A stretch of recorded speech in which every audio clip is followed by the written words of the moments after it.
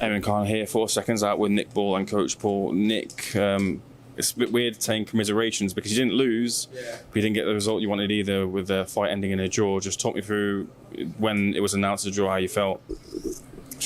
Didn't really know how to feel, to be honest. Just definitely weren't expecting that. Yeah, we come here to be world champion and take what's ours, and that's what we should be right now. And I feel like I've been robbed out of that, to be honest. So yeah, frustrated. A lot of reaction online, a lot of people backing you for the win. I just wonder, how conclusively did you feel you were winning the fight in between the rounds, and from your team as well? Were they giving you the direction that you were winning this quite comfortably? Yeah, the first half of the fight, it was a close fight, wasn't it? It was just not much happening. But then the second half, got 2 knockdowns. For the whole fight, I thought I was on the front foot, taking the action to him, and he was on the back foot. Yeah, so to me, that's coming to win a fight, and I'm winning a fight. Yeah, and most of his punches were landing on the gloves. So yeah. What were you doing to set up the 2 knockdowns that you got?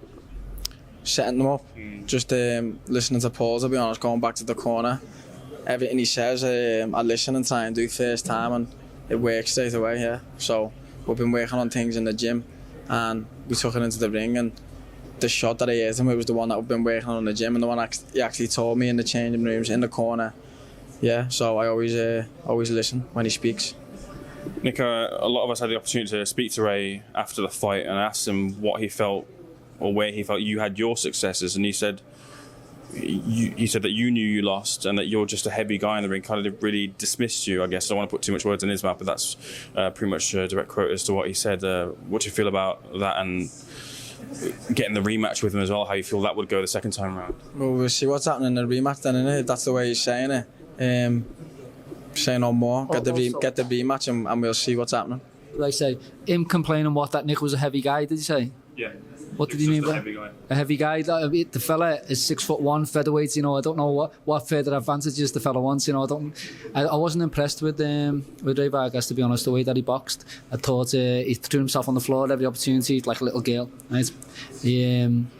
He wasn't very sportsmanlike. A lot of complaining, a lot of moaning. He get knocked down, say he fell, he didn't. He got it clean. And for him to come back after that performance, not a champion's performance, well, maybe it was, but he got beat fair and square by a young challenger who come through, a hungry young challenger to win. And the crowd's reaction said it all. And then to stand after it and sort of justify and diminish what Nick did, I mean, that just says a lot about the man himself, Do you truly feel he'll take the rematch if it's offered to him? I don't know. He only knows that, doesn't he? Can't speak for him. The way his action showed then, don't think he'd take a rematch, because as soon as we got in, started fighting properly, he was just bending over and falling on the floor. So to me, that's not no proper world champion. Obviously he is. He's got the belt, but after looking at that fight, what I feel like, I look like the champion. I look like the proper champion coming together. Those scorecards were all over the place. The referee was all over the place. The officiating tonight in that fight was substandard, to say the least, and I'm being very polite in saying that. Them scores were all over the place, both ways, and the one's got a draw, one's got it for Vargas. The referee couldn't get in quick enough every time they got near each other, constantly breaking them. It's a professional boxing match. You're allowed to work inside. You're supposed to work inside it, as long as there's no fouls being, not too much holding, which Vargas was doing a lot of.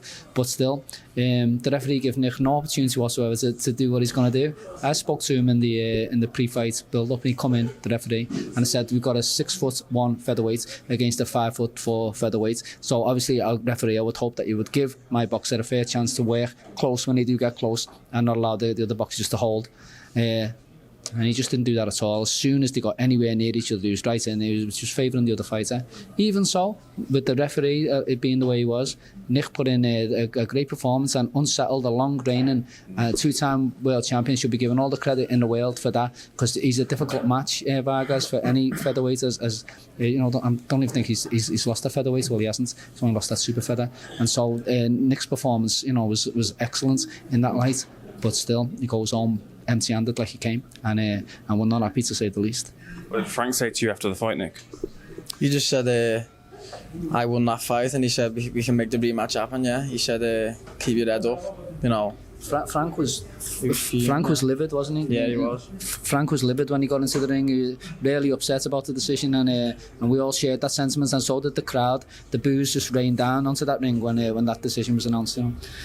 Once again, a bit weird to say commiserations, but it's still a great performance, and one day I'm sure we'll see you as a world champion. Thanks, Nick. Yeah, thanks, appreciate it. mate. Thank you.